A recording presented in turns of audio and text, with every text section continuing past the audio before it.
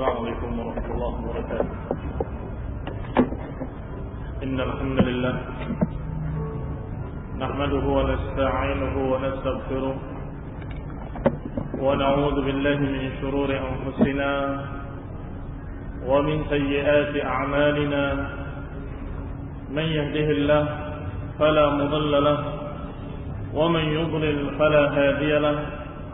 وأشهد أن لا إله إلا الله وحده لا شريك له. وأشهد أن محمدا عبده ورسوله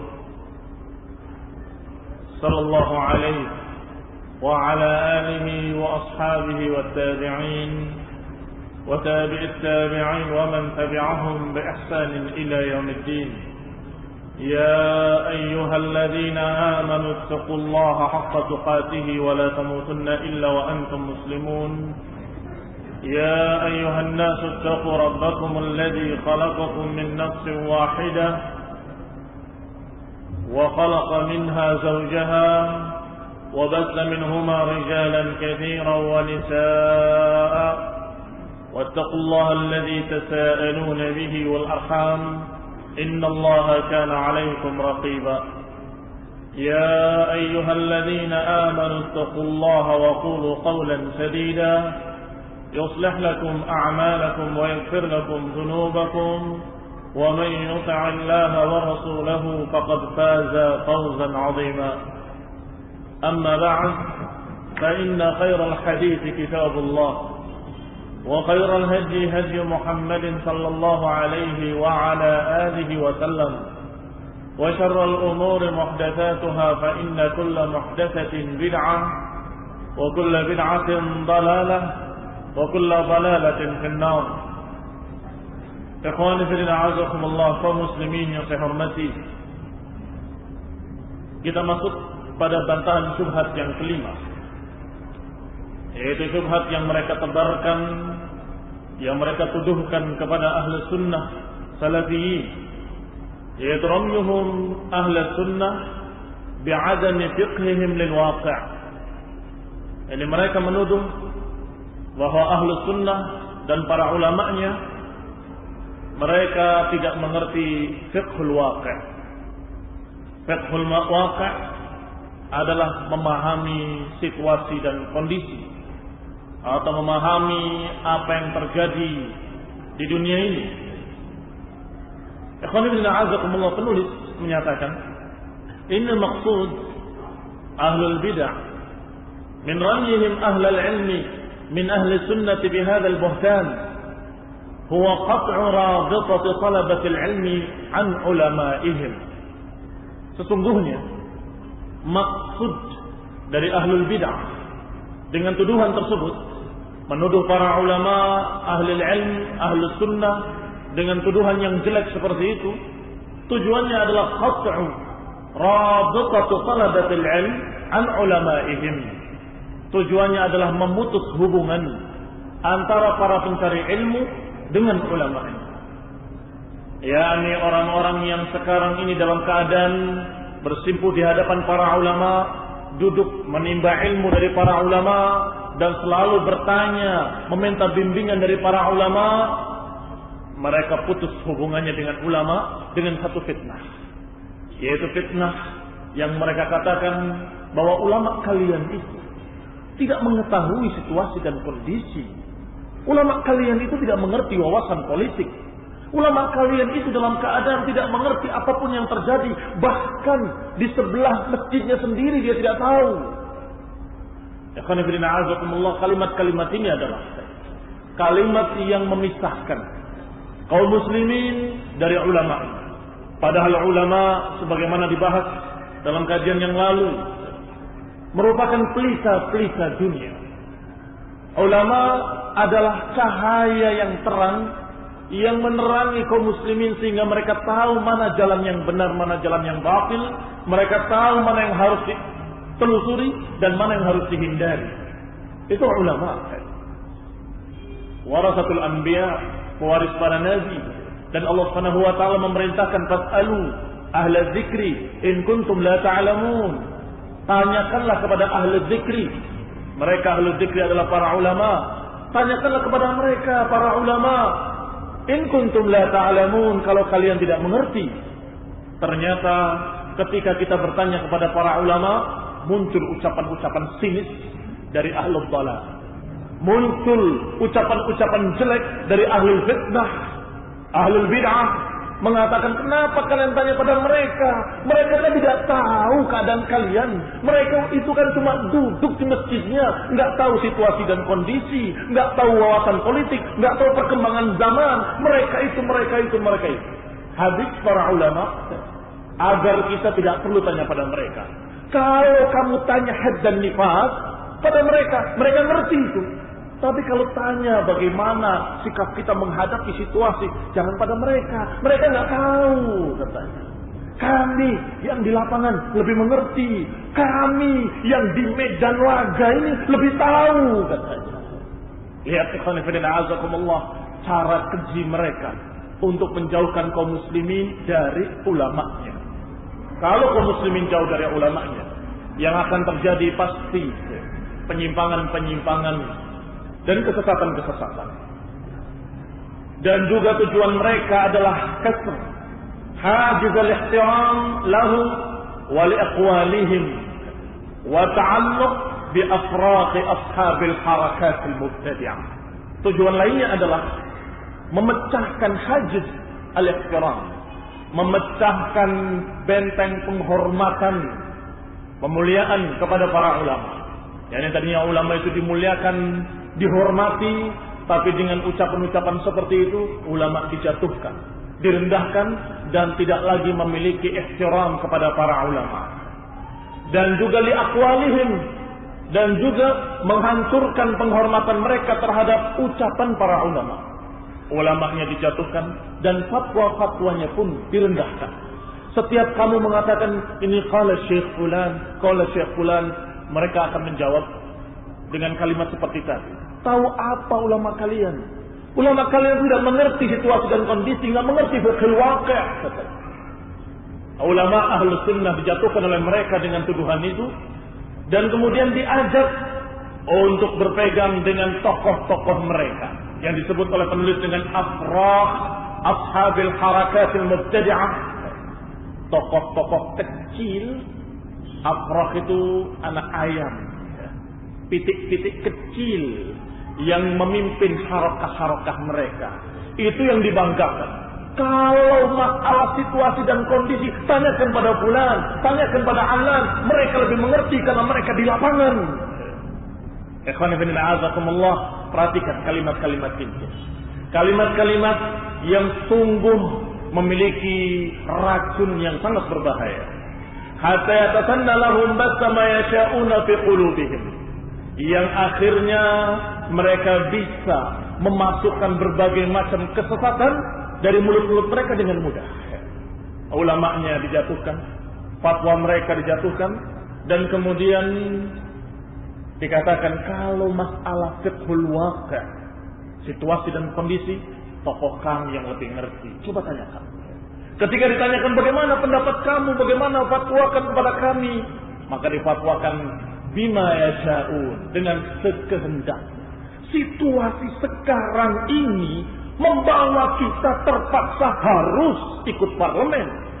Situasi dan kondisi sekarang ini memaksa kita harus mau tidak mau kita ikut pemilu, mau tidak mau, dan tembus mereka mayasha'un, baca menebarkan apa yang mereka sukai.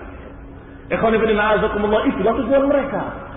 Kalau sudah bicara sikon, fiqhul waqi' dan seterusnya. Ikhwan fillah azakumullah, hakikatnya inna muhawalat at-taqlil min ahamiyati ahli al-'ilm wa ma yahmilunahu min nurin wa huda kanat mundul qidam. Sesungguhnya pada hakikatnya cara-cara model seperti itu untuk merendahkan para ulama, untuk taklil min ahamiyatil ulama, mengecilkan peranan para ulama, merendahkan kedudukan para ulama, itu ternyata mundu qidam, sejak dulu kala. Bukan baru kemarin, bukan baru tulisan Safar al-Hawali dan Salih al-Munajjid dan sejenisnya. Sebelumnya zaman Amr bin Ubaid, Zamannya para imam sudah dibantah, sudah dicerca dengan cercaan yang sama. Sebagaimana dinukil oleh Imam Syafi'i rahimahullah dalam kitab beliau Al-I'tisam. Juz pertama, halaman 296. Kata Imam Syafi'i menukil ucapan seorang tokoh mubtadi' dhal ahli bid'ah, yaitu Amr ibn Ubaid, yang pemikirannya adalah pemikiran i'tizal. I'tizal lebih mementingkan akal daripada nas, daripada dalil Quran dan Sunnah. Aqlani. Dia berkata, "Ala tasma'una ma kalam al-Hasan wa Ibn Sirin 'indama tasma'unahu illa khirqata haidatin mulqah." Kata Amr bin Ubaid, tidaklah ucapannya Al-Hasan, yang dimaksud Al-Hasan Al-Basri, atau ucapannya Ibn Sirin, atau ucapan yang semisal itu, tidaklah kalian dengar ucapan mereka kecuali kedudukannya sama dengan hirqata haidin mulqah, kedudukannya sama dengan secarik kain untuk membersihkan darah haid. Ini khonifin a'azakumullah ucapan keji dari Amr bin Ubaid yang merendahkan para ulama. Bahkan Amr bin Ubaid mengatakan ilmunya Imam Syafi'i tidak lepas, tidak keluar dari celana dalam perempuan, katanya. Kenapa? Kok dia marah-marah dan mencaci maki para ulama? Karena para ulama mengkaji masalah fikih, masalah haid, masalah nifas. Para ulama mengkaji bagaimana taharah, bagaimana membersihkan diri, mensucikan diri dari najis. Maka itu dianggap oleh mereka adalah kerendahan, rendah, kecil, tidak ada nilainya itu. Seperti hirqata haidin mulqah, tidak lepas, tidak keluar dari celana dalam perempuan dan sejenisnya. Terus ulama yang kamu maksud punya ulama yang hebat, ilmu yang hebat seperti apa? Kata mereka, namanya alim ulama itu harus memiliki akal yang cerdas. Karena memang dia aklani. Sehingga yang dibanggakan adalah orang yang akil, yang tidak dungu hanya apa kata hadis diterima, apa kata mereka diterima. Ikhwan fillah a'azakumullah, ternyata terulang kembali di zaman kita ini. Sungguh menyedihkan. Terulang kembali ucapan Amr bin Ubaid, dan terucapnya bukan dari ucapan seorang aqlani, bukan dari seorang yang dalam keadaan sesat bal, terang-terangan seperti Syiah Rafidhah. Tidak. Dia mengaku ahli sunnah. Dia mengaku sebagai salafi bahkan. Seperti Abdurrahman Abdul Khalid. Dia mengatakan bahwa aku lihat para ulama seperti taburul muhannatin, seperti barisan para mumi. Tahu mumi? Mayat yang diawetkan. Jasad-jasad mereka ada di sini, tapi akal-akal mereka adalah akal-akal kuno. Ilmu mereka tidak keluar daripada ilmu haid wan nifas. Lihat, mirip sekali dengan ucapan Amr bin Ubaid. Amr bin Ubaid lebih kasar mengatakan tentang celana dalam perempuan, tetapi Abdurrahman Abdul Khalid hanya mengatakan ulama haid dan nifas. Mereka itu ulama haid dan nifas, tidak mengerti situasi dan kondisi, tidak mengerti fiqhul waqi', tidak mengerti wawasan politik, tidak mengerti. Sampai gurunya sendiri yang mengajari dia ketika dia kuliah dikatakan memang guru saya itu alim. Memang guru saya itu seperti perpustakaan berjalan. yakni kitab-kitab semua di kepalanya, seperti perpustakaan berjalan. Tapi sayang, perpustakaan itu kitab-kitabnya adalah kitab-kitab kuno yang dalam keadaan perlu direvisi dan diperbaiki. Bayangkan, gurunya sendiri dia cerca dengan cercaan yang sama. Kenapa kalimat kuno diulang-ulang? Itu kan dulu, itu dulu dan seterusnya. Karena dia menganggap bahwa permasalahan-permasalahan yang dipermasalahkan oleh Syekhul Islam Ibn Taimiyah tentang ilmu kalam itu dulu. Tentang asma wa sifat yang dihadapi oleh Imam Ahmad itu dulu. Tentang masalah-masalah yang dihadapi oleh para ulama itu dulu. Adapun sekarang kita menghadapi permasalahan lain, permasalahan syirik politik, maka kita dan seterusnya. Apa ujung-ujungnya? Mau tidak mau kita harus ikut parlemen, harus kita berjuang lewat pemilu dan seterusnya. Sama, akhirnya sama, yaitu mengajak untuk masuk ke dalam kebid'ahan. Ikhwan fillah a'azakumullah. Maka kalimat-kalimat yang serupa terulang dari anak buahnya atau cucu buahnya. Dan di Indonesia ini anak kesekian dari turunan-turunannya. Kalau mengucapkan kalimat yang sama, wajar. Seperti gurunya. Ikhwan fillah a'azakumullah. Ma asbahal lailah bil barihah. Betapa miripnya hari ini dengan kemarin. Betapa miripnya malam ini dengan malam yang lalu. Persis sama. Fahadha Amr bin Ubaid yaqulu ma qala wa yatina al-yawma biwajhin akhar. Dulu Amr bin Ubaid mengatakan kalimat yang dia ucapkan. Semoga Allah menghukumnya dan membalasnya dengan setimpal. Tetapi hari ini datang dengan wajah yang lain. Orang-orang yang lain pula. Safar al-hawali. Muqallilan min ahamiyatil ulama'i qailan. Sama dia merendahkan para ulama dengan kalimat ulama'una. Ya ikhwani. Kafahum. La nubarrir lahum kulla syai'in la naquluhum wa hum ma'sumun. Kata dia, ulama kita wahai saudara-saudaraku, cukuplah untuk mereka, cukup bagi mereka. Kita tidak membela, tidak membenarkan semua apa yang mereka katakan. Mereka tidak maksum, katanya. Nahnu naqulu, na'am, indahum taqsirun fi ma'rifatil waqi'. Maka kami katakan ya, mereka memiliki kekurangan, yaitu mereka tidak mengerti fiqhil waqi'. Wa ma adra kama fiqhil waqi'. Thumma ma adra kama fiqhil waqi'. Apa sih maksudnya fiqhul waqi' itu apa? Kalau kita bicara fiqhul waqi' itu adalah waqi', sesuatu yang terjadi yang akan dihukumi oleh seorang ulama, maka itu adalah satu dari dua prinsip fatwa sebagaimana dikatakan oleh para ulama. Seperti Ibnu Qayyim dalam I'lamul Muwaqqi'in, kata beliau, fatwa dibangun di atas dua perkara. Pertama ilmu syar'i, yaitu Quran dan Sunnah dengan pemahaman yang benar. Yang kedua adalah ilmu bil waqi', ilmu tentang kenyataan yang terjadi. Maka Ibnu Qayyim membahas dasar dua ini. Orang yang tahu ilmu syar'i tapi enggak tahu ilmu waqi', maka dia akan salah dalam berfatwa. Kalau dia tahu ilmu tentang waqi' yang terjadi tapi enggak tahu ilmu syar'i, maka fatwanya pun akan salah. Apakah itu yang dimaksud?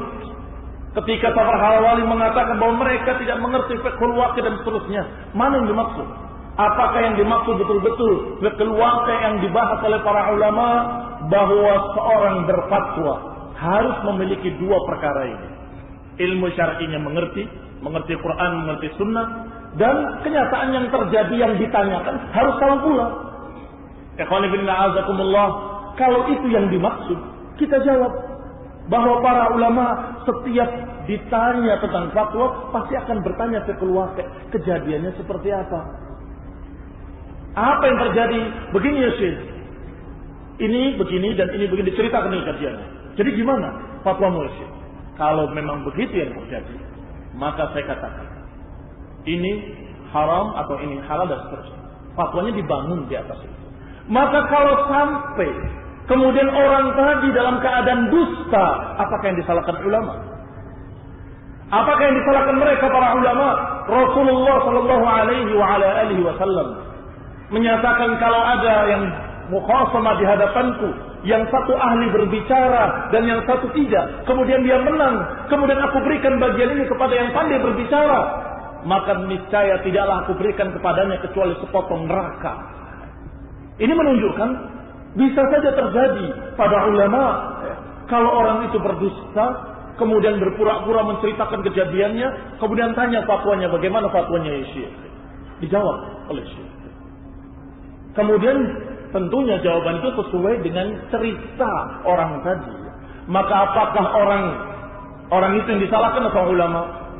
Tentunya orang tadi yang disalahkan, dan itu wajar. Apakah setiap ulama harus tahu seluruh kejadian di dunia ini? Ikhwan fillah a'azakumullah, tidak ada seorang yang berakal sehat berkata seperti itu. Satu orang pun tidak ada. Ulama itu harus tahu semua berita dunia. Tidak mungkin. Mustahil kejadiannya. Maka ikhwan fillah a'azakumullah, berarti apa yang dimaksud oleh mereka tidak lain tidak bukan. Yang dimaksud adalah menjatuhkan ulama. Kalau yang dimaksud adalah sesuatu kejadian yang perlu ada fatwa padanya, pasti mereka akan datangnya bukan ke kita. Bahwa ulama itu tidak mengerti fiqhul waqi, bukan begitu. Pasti akan datang kepada para ulama, ya syekh, ya imam, kejadiannya seperti ini. Bagaimana fatwamu? Begitu. Selesai. Kalau disampaikan beritanya dari fiqh, maka ulama itu akan menjawab, haddatsani fiqh. Sampai kepadaku berita dari orang yang fiqh, menyatakan demikian. Maka aku berfatwa. Sampaikan fatwanya berdasarkan berita tadi. Ikhwani fillah, azakumullah, kenyataannya fahum ayil ulama qatahilatun bil ilmi syar'i. Para ulama itu memiliki dan banyak pada mereka ilmu syar'i. Lakinnahum alatun ala ghairihim. Tapi kata mereka, ulama itu fakir, miskin, butuh dari orang lain tentang berita-berita, katanya. Fahadha multaqa kalam Amr bin Ubaid. Maka ini sama, mirip dengan ucapan Amr bin Ubaid tadi. Dan ini pula inti dari ucapan Safar al-Hawali. Dan saya katakan tadi Abdurrahman Abdul Khaliq. Fanzur akhil Khaliq ilal ahwa kaifa tajma ashabuha Allahumma rahmat. Lihatlah bagaimana, wahai para pembaca, perhatikan bagaimana hawa nafsu bisa mengumpulkan orang-orangnya. Orang dulu, orang sekarang dikumpulkan dalam satu ucapan yang mirip, ucapan yang sama bahkan. Dulu haid wan nifas kalimatnya, sekarang juga sama haid wan nifas. Dulu dikatakan dalam keadaan ulama itu begini dan begitu, sama sekarang juga begitu. Kalimat-kalimat yang mirip. Inna maqsud min man yan'as bima yusammi bil waqi' huwa tatabbu' as-suhuf. Jelas yang dimaksud oleh mereka bahwa ulama tidak mengerti fiqhul waqi' bukan masalah tadi mengetahui apa yang harus difatwakan sesuai dengan beritanya, sesuai dengan kejadiannya. Bukan itu yang dimaksud. Yang dimaksud oleh para mubtadi', para khawarij atau yang sejenisnya, mereka bermaksud bahwa fiqhul waqi' adalah tatabbu' as-suhuf wal majallat, mengikuti koran-koran, majalah-majallah, nasyaratil akhbar, berita-berita, wakalatul anba, sumber-sumber berita dunia, al-alamiyah wad dakhiliyah, dalam negeri dan luar negeri, wa isghalus syabab, dan menyibukkan para pemuda dengan berita-berita seperti ini. Ini maksud mereka. Jadi ulama itu kata mereka harus ulama yang syumul. Tulis oleh mereka satu buku, judulnya tentang ulama itu ada dua, atau isinya bukan judulnya. Isinya ulama itu dua, ulama syumul sama ulama takhassus. Ada ulama lengkap dan ulama yang parsial ilmunya. Ulama yang takhassus, yang parsial ilmunya, ulama yang khusus, hadis saja ngertinya, fikih saja ngertinya, tafsir saja ngertinya. Tapi ada ulama yang syumul, yang lengkap, dia tahu semuanya dan mengerti fiqhul waqi', kata dia. Ikhwan fillah azakumullah, kira-kira siapa yang dimaksud ulama syumul? Entah siapa yang mereka maksud ulama syumul, tapi kalau ulama khususnya, kata mereka, Syekh Albani itu khusus hadis. Kalau hadis tanya sama dia. Syekh Ibn Utsaimin itu khusus fikih. Kalau fikih tanya sama Syekh Utsaimin. Lain jangan. Kalau ini dikhususkan semua ulama-ulama ahlus sunnah. Terus yang syumul siapa? Pak penulis. Yang kalian maksud syumul siapa? Ikhwan fillah azakumullah, dia tidak berani tersurat tapi tersirat. Tetapi di sana, di lapangan, ada tokoh-tokoh ulama yang mereka mengerti fiqhul waqi', yang mereka berjihad bersama mujahidin, yang mereka dipuji habis. Wah, berarti ada yang lebih hebat dari Syekh Al-Albani. Ada ulama yang lebih hebat dari para masyayikh, para kibar. Ada yang lebih alim, syamil. Kalimat syamil ini mahal ya. Tidak bisa kita sembarang orang mengatakan dia adalah syamil, lengkap ilmunya. Apakah dia ahli fikih, ahli hadis, ahli apalagi tafsir, ahli-ahli sampai ahli fiqh waqi'. Ikhwan fillah azakumullah, jelas yang dimaksud adalah tokoh-tokoh pergerakan mereka. Mereka angkat setinggi langit. Padahal kelebihannya satu, yang itu pun bisa dikatakan kekurangan, bukan kelebihan. Apa itu? Mereka ahli nonton TV, ahli baca berita koran, ahli baca berbagai macam berita-berita dunia, radio, selalu mengikuti perkembangan-perkembangan politik dunia. Wah, ini kelebihan apa kekurangan? Mungkin bisa dikatakan kelebihan, mungkin bisa dikatakan kekurangan dari satu sisi. Tinggal apa tujuan dia dan apakah membuang waktu atau tidak. Kalau faedah yang diambil dengan korban yang dikorbankan lebih besar korbannya, yaitu namanya bukan kelebihan, kekurangan. Itu namanya aib. Syekh Ibnu Utsaimin, kebetulan saya masih duduk di sana waktu gegernya berita fiqh waqi' ini. Syekh Utsaimin duduk di hadapan saya dan mengatakan, apa saya harus nonton TV lagi? Apa saya harus baca koran? Di mana waktuku untuk semua itu? Kalianlah yang bertanya kepadaku, ceritakan apa yang kejadiannya, maka aku fatwakan dengan apa yang aku miliki dari ilmu. Sampai seperti itu Syekh mengatakan.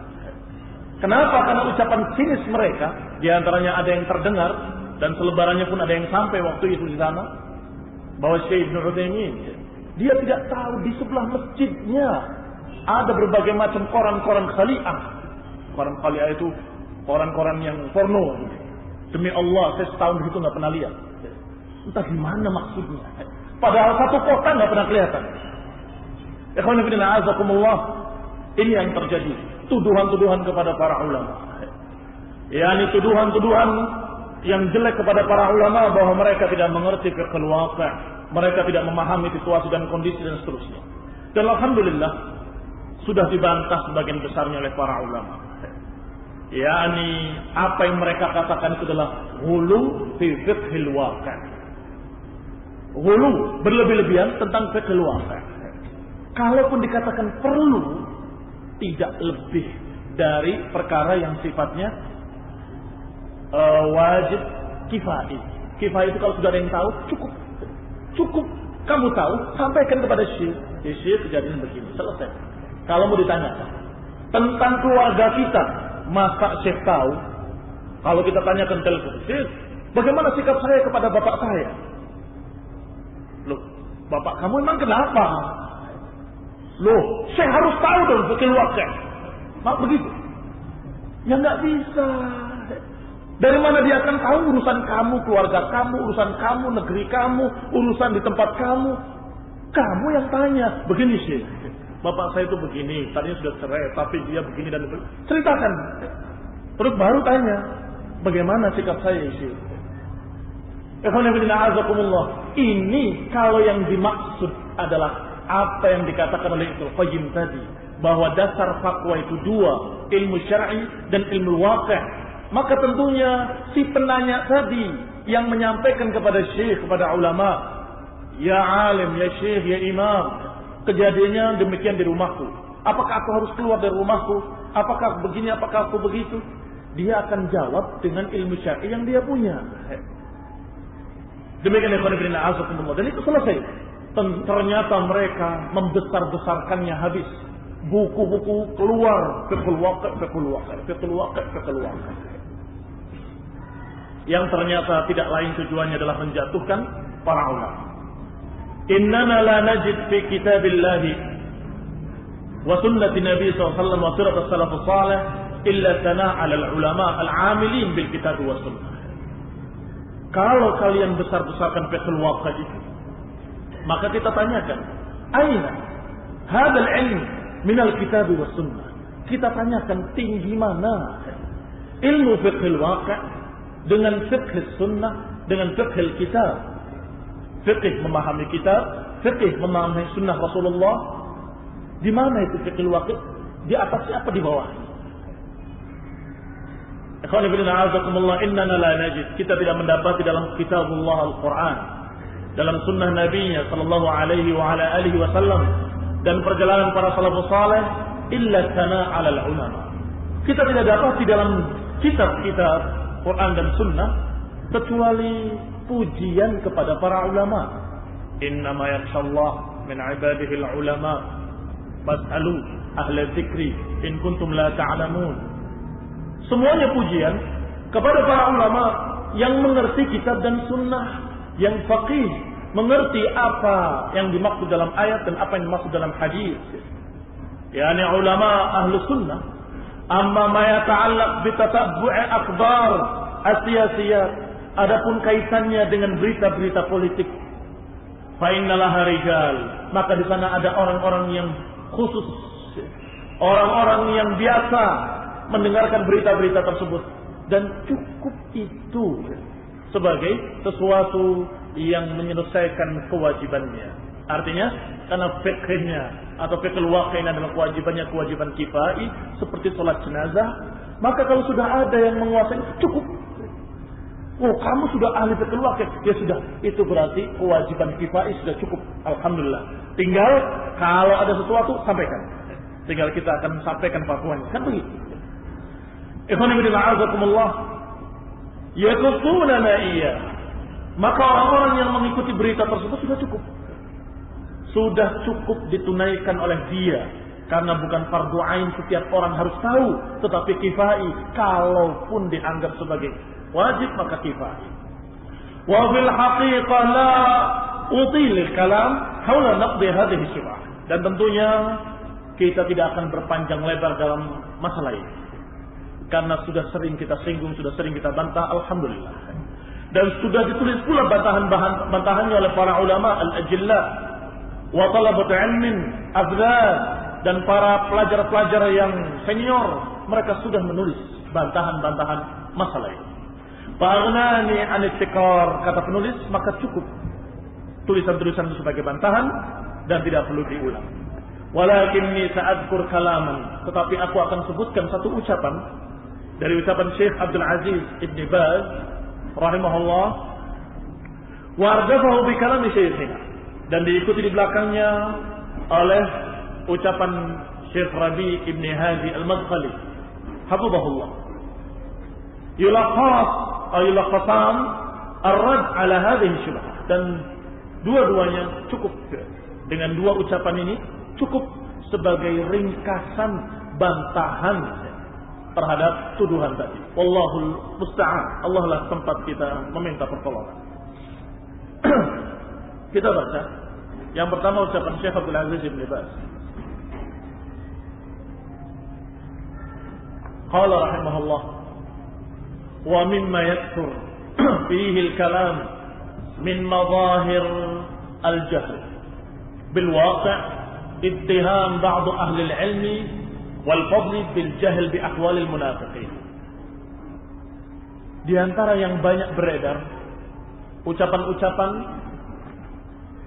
yang menunjukkan bukti kebodohan mereka tentang kenyataan yang terjadi adalah tuduhan mereka bahwa para ulama yang memiliki keutamaan, mereka tidak mengerti keadaan munafiqin wal ilmaniyin dan orang-orang ilmaniyin.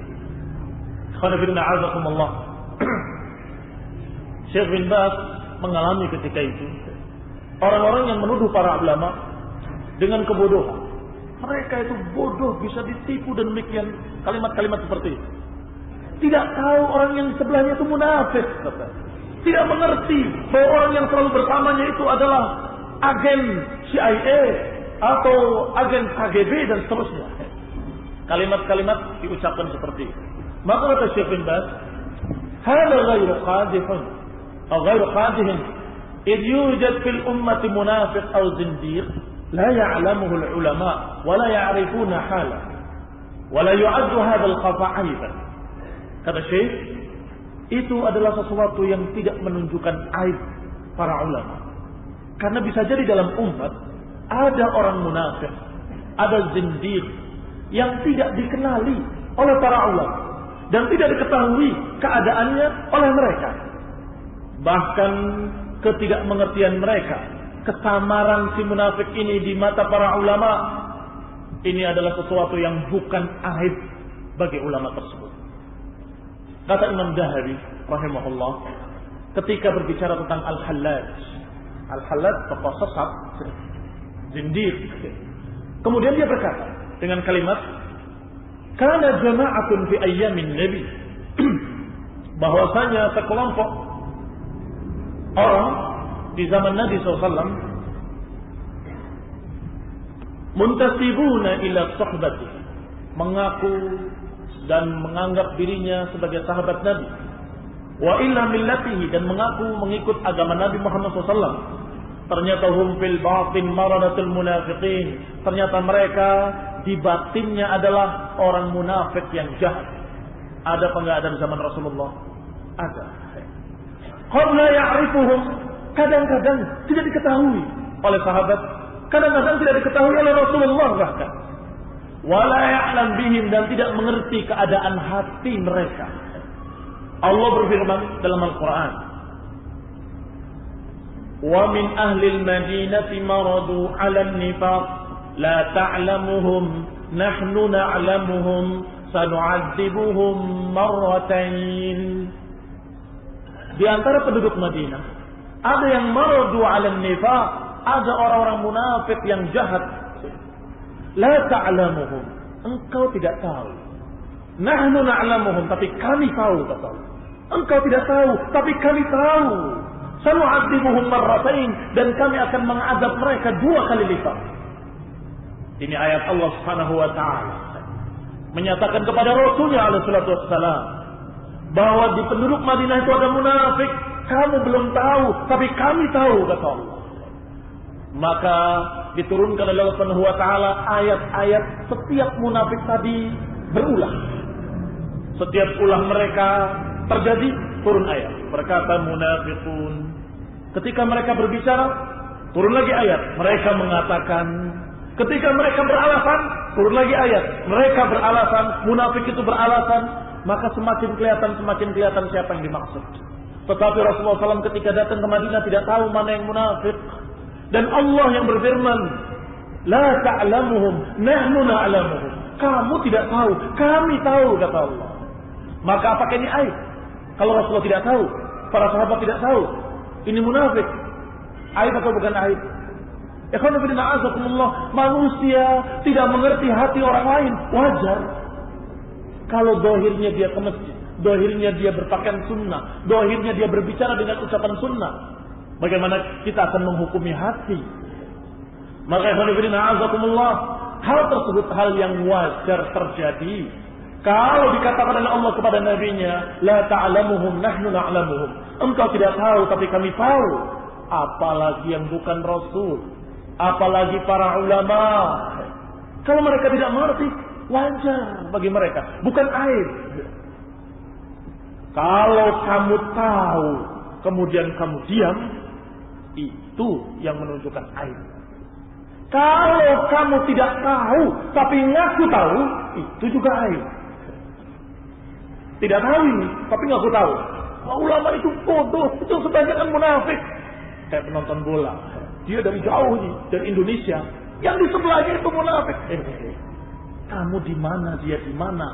Yang dekat saja tidak tahu kok kamu tahu. Itu namanya mengaku tahu, padahal dia bodoh. Sok tahu, padahal dia jahil. Kalau sok tahu, itu namanya bukan alim. Dia adalah orang yang betul-betul kuadrat bodohnya. Dia bodoh tapi tidak sadar dirinya bodoh.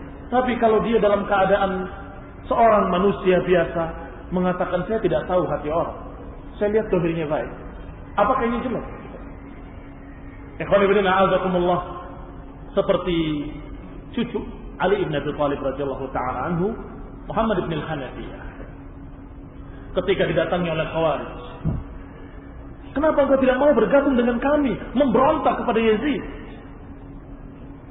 Alasan apa kalian memberontak kepada Yazid? Dia adalah orang zalim, dia minum khamr, dia tidak memelihara sunnah. Kata Muhammad bin Hanafiyah, aku tidak lihat. Aku datang ke rumahnya, aku temui dia, dan aku lihat dia memelihara sunnah, sholat ke masjid, dan tidak minum khamr. Engkau tidak tahu, kami tahu, kata. Baik, apakah kamu tahu itu kamu bersama dia waktu itu minum khamr bersama-sama? Oh tidak, kami tidak bersama-sama. Dari mana kamu tahu? Ikhwan fillah azakumullah, menunjukkan kalau seorang yang saleh, seorang mukmin taqi yang terkenal ketakwaannya seperti Muhammad ibn al-Hanafiyah tidak dikatakan aib kalau dia tidak tahu. Nyatanya saya tidak lihat. Saya sering tengok, saya sering tegur, nasihati, dia menerima nasihat. Ikhwan fillah azakumullah, sampai Khawarij tadi berkata, dia berpura-pura kepada engkau. Kenapa berpura-pura kepadaku tapi tidak berpura-pura kepada kalian? Pertanyaan yang telak. Kenapa berpura-pura kepadaku dan tidak berpura-pura kepada kalian? Kira-kira mau menjawab apa Khawarij tadi? Ya kalau kamu orang soleh, saya orang jelek, kan gitu. Karena orang soleh dia malu kepadamu, sedangkan saya orang jelek jadi nggak malu pada saya. Nggak mungkin kan jawab seperti itu. Maka dia diam, terdiam, nggak bisa menjawab. Kalau kamu juga saleh dan kalau masyarakat itu saleh, niscaya penguasa akan mengikuti masyarakat yang saleh tadi. Ikhwan fillah azakumullah, ini bukti bahwa kalau manusia, yang namanya manusia tetap tidak tahu yang gaib, tetap tidak tahu hati orang, melihat hanya zahirnya yang tampak pada pakaiannya, tampak pada ucapannya, tampak pada perbuatannya, itu yang dinilai. Selebihnya, fala nuzakki 'alallah ahada. Kita tidak bisa mensucikan seseorang di hadapan Allah Subhanahu wa taala. Allah yang tahu tentang hati mereka dan Allah yang Maha mengetahui tentang rahasia di balik itu semua.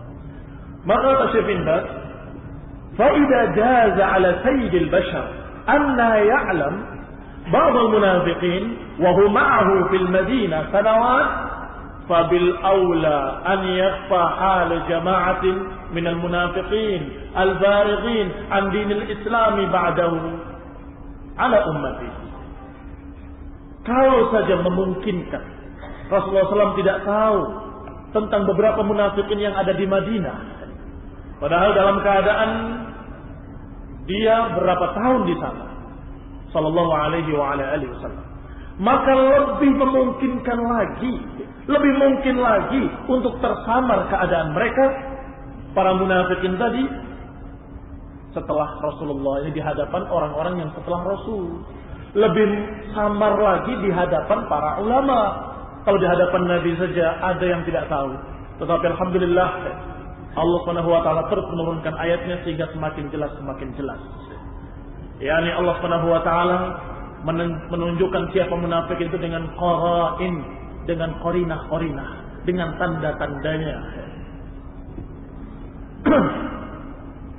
Yang kedua adalah ucapan Syekh Rabi, hafizahullah ta'ala, wala yajuz an yanal aw an yunal min al-ulama wad-du'at alladhina tushghiluhum wajibatuhum al-ilmiyyah wad-da'awiyyah an mutaba'ati as-suhuf. Kata beliau, tidak boleh disalahkan, tidak boleh dicerca para ulama dan para da'i yang karena kesibukan mereka dengan kewajibannya, sibuk kewajiban-kewajiban ilmiah, sibuk dengan kewajiban-kewajiban dakwah, maka mereka tidak sempat untuk mengikuti koran-koran dan majalah-majalah. Tidak sempat mereka untuk taqarir al-mukhabarat, untuk mengetahui keputusan-keputusan kantor-kantor berita al-Amerikiyah, al-Israiliyah, kantor berita Amerika, kantor berita Israel, kantor berita Australia, kantor berita apa segala macam. Kalau para ulama tidak sempat mengikuti berita-berita itu karena sibuk dengan kesibukan yang wajib, yaitu ilmiah, kewajiban ilmu, mengajarkan ilmu, menyampaikan ilmu, mengkaji ilmu, membuka kitab-kitab, membandingkan, memeriksa hadis, mana yang sahih, mana yang dhaif, dan berdakwah, menyampaikan ilmu, maka dimaklumi, kata Syekh, la yunal, tidak bisa kita salahkan mereka karena kesibukan mereka. Muktafina bimutaba'ati ghairihim li hadhil umur. Dan kalau para ulama itu mencukupkan diri dengan orang-orang lain, jadi kaum muslimin ahli sunnah yang mengikuti berita itu, dan mencukupkan diri dengan mereka, ada yang tahu dan cukup ditanya kalau ada sesuatu bagaimana kejadiannya, maka cukup sekali, sangat cukup. Ikhwan fillah azakumullah, qala hadza ma yaqtadihi al-'aql wasyar'u, dan inilah yang memang ditunjukkan oleh akal yang sehat dan ditunjukkan oleh syariat. Yani secara akal sehat pun memang begitu keadaannya. Ulama mana punya waktu. Memang mereka tidak kenal ulama. Sungguh mereka tidak kenal sama sekali siapa Syekh Ibnu Utsaimin, siapa Syekh bin Baz. Tidak kenal sama sekali bagaimana keadaan para ulama yang mereka sehari-harinya hampir 24 jam sibuk dengan ilmu. Mana sempat mereka untuk baca Quran. Alhamdulillah, kalau ada seorang ahli sunnah yang cerdas, maka mereka lah yang membantu Syekh memberitakan kalau ada berita yang berkait dengan fatwa.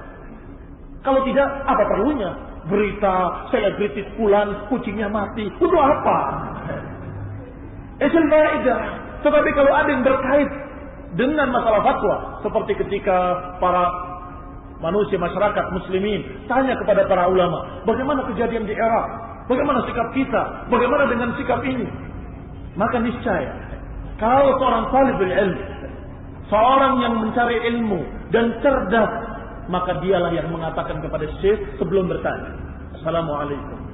Ya Syekh, apa belum pernah mendengar ada kejadian di Irak begini. Kalau sudah mendengar, alhamdulillah. Kalau belum, kejadiannya begini Syekh. Bagaimana pendapatnya? Ini cerdas namanya, zaki. Tahu diri bahwa Syekh tidak sempat untuk yang itu. Untuk duduk di hadapan berita-berita. Tidak sempat beliau. Hafizahumullah, semoga Allah menjaga mereka dan memberikan pahala yang besar dengan ilmu yang mereka sampaikan kepada kita. Syekh Ibnu Utsaimin, ketika itu kasusnya Bosnia dan Herzegovina, itu hampir setiap Kamis mendapatkan telepon dari Bosnia langsung. Telepon. Sekarang keadaan demikian dan demikian. Sekarang keadaan demikian dan demikian. Ikhwan fillah a'azakumullah, ini namanya cerdas. Bukan dengan mencaci ulama. Apa mereka tidak mengerti fiqh waqi', maka fatwanya gugur. Fatwa kalau tidak dasari fiqh waqi' tidak diterima. Maka semua fatwa mereka tidak diterima karena mereka jahilun bil waqi'. Ini keputusan bodoh dari orang bodoh, dari muridnya tokoh-tokoh bodoh. Alhamdulillah disampaikan kepada Syekh, kami di sini mengadakan majelis-majelis ta'lim karena ternyata kaum muslimin di sini sebagian besar mereka tidak mengerti syariat Islam. Ini berita. Ternyata di Bosnia dan Herzegovina keadaan seperti itu. Maka karena kami melihat bagaimana keawaman mereka terhadap ilmu din, maka kami tegakkan di sini kajian-kajian demikian. Alhamdulillah kata Syekh. Barakallahu fikum. Semoga Allah memberkahi kalian. Semoga didoakan oleh Syekh. Semoga Allah menyelamatkan kalian dan memenangkan kalian. Ikhwan fillah a'azakumullah. Kalau seorang talibul ilm, ahli sunnah yang cinta kepada para ulama, mereka akan memaklumi kesibukan para ulama. Sebagaimana Syekh Rabi tadi mengatakan, bahwasanya la yajuz an yunal minal ulama. Tidak pantas untuk disalahkan ulama ketika mereka tidak tahu berita-berita wawasan politik atau situasi dan kondisi dunia. Tidak pantas disalahkan mereka karena kesibukan mereka. Biwajibatihimul ilmiyah wa da'awiyah, karena kewajiban-kewajiban ilmu mereka dan kewajiban dakwah mereka yang sangat banyak. Bayangkan saja kalau staf kelas lokal saja sudah sibuk menjawab pertanyaan sampai ganti-ganti HP terus nomornya. Ganti lagi. Sampai saya mau nelpon susah. Kenapa kok ganti-ganti terus, Ustaz? Sibuk tiap hari dia tanya, pagi tanya, sore tanya, malam tanya. Sehingga ganti lagi nomornya. Terkenal lagi, ganti lagi nomornya. Bayangkan kalau ulama bukan dari kelas Indonesia, bukan dari kelas Purwokerto, dunia. Kita telepon dari Amerika, telepon dari sana, telepon, surat, fax, semua pertanyaan. Yang tanggung jawab para ulama harus menjawab. Kalau memang itu adalah sesuatu yang harus dijawab. Maka tentunya yang demikian memaklumi kalau mereka tidak sempat untuk yang gitu-gitu, untuk mendengarkan radio, berita. Kenapa kok dicerca, disalahkan mereka? Demikian maka secara akal, apalagi secara syariat, kita katakan pantas para ulama demikian, maka kita maklumi dan kita kalau bertanya hendaklah memberikan muqaddimah dengan berita yang jujur, yang jujur, ya, ikhlas, sehingga dijawab oleh para ulama dengan jawaban yang tepat. Jangan kita mengukurnya dengan awatif al-amya, jangan mengukurnya dengan awatiful amya, perasaan buta. Seakan-akan kalau tidak mendengarkan bagaimana kejadian di Irak, berarti dia tidak cinta kepada kaum muslimin. Kalau nggak pernah mendengarkan berita Palestina, berarti kamu tidak pernah memikirkan Palestina. Ini kebodohan. Ini namanya awatif. Awatif al-amya, perasaan yang buta, tidak dasari ilmu sama sekali. Faqad fariqal ulama min bayani wajibatil a'yan. Dan alhamdulillah para ulama telah menunaikan kewajiban-kewajiban yang sifatnya fardu ain. Kalau ada fardu ain yang harus ditunaikan, dan di sana ada fardu kifayah, dan waktunya sempit, mana yang harus dahulukan? Aftuni, coba sebutkan fatwanya dari kalian.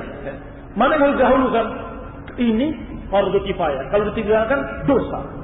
Nah, ini fardu ain, kalau ditinggalkan dosa. Ini fardu kifayah, kalau ditinggalkan insyaallah ada orang lain yang mengerjakan. Waktunya sempit. Kalau kita kerjakan yang ini, yang fardu ain tertinggal. Kalau kita kerjakan fardu ain, maka yang fardu kifayah tertinggal. Mana yang diutamakan?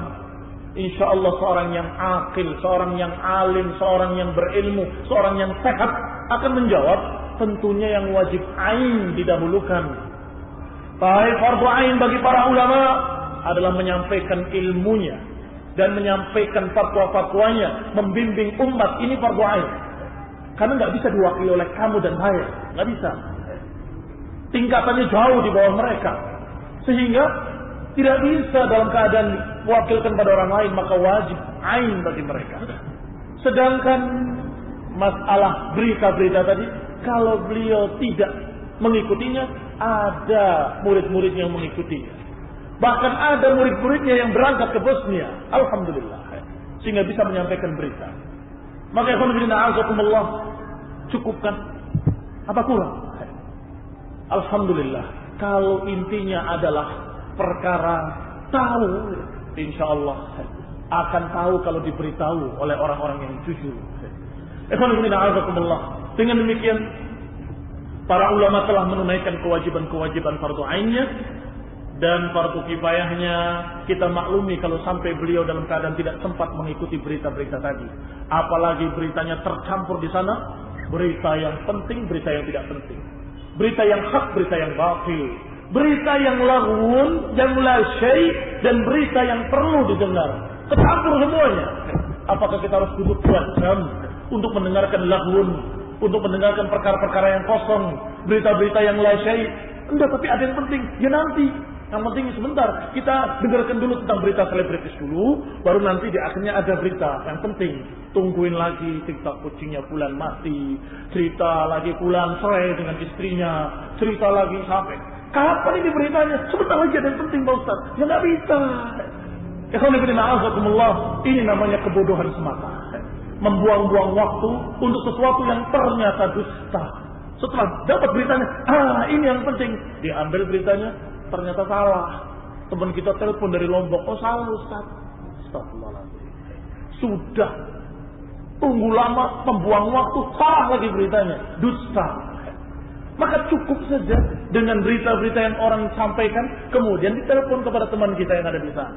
Kalau ternyata adanya di luar negeri, kepada orang yang kita kenal di sana, kita telepon, apa kejadiannya? Oh begini, selesai. Demikian masalah kekeluargaan.